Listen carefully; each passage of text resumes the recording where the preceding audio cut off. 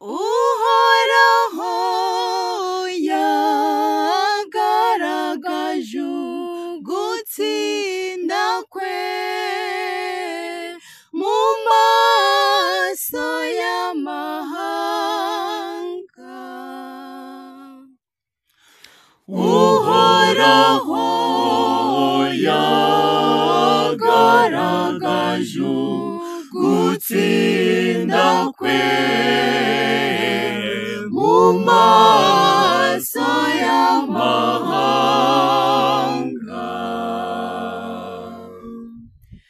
Nimuririmbire Uhoraho indirimbo nshya, kuko yakoze ibintu by'agatangaza.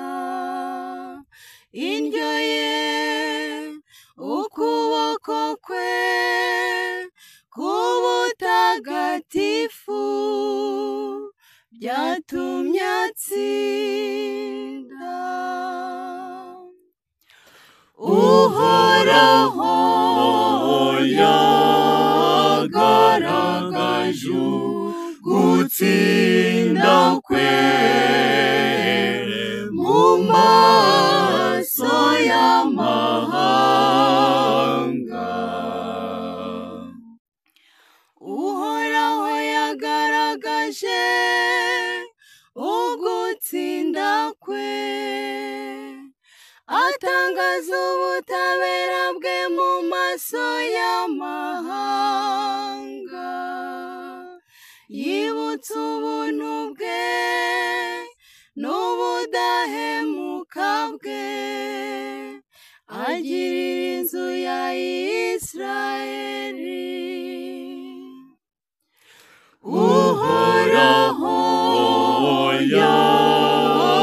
yagaragaje gutsinda kwe mu maso y'amahanga.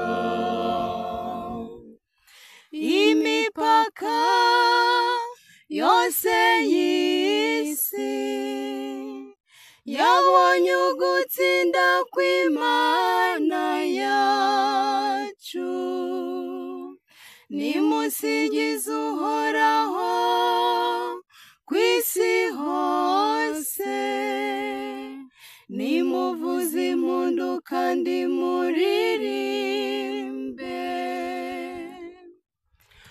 Uhoraho yagaragaje gutsinda kwe mu maso y'amahanga.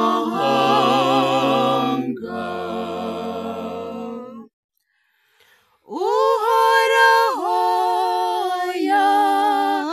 yagaragaje gutsinda kwe mu maso y'amahanga.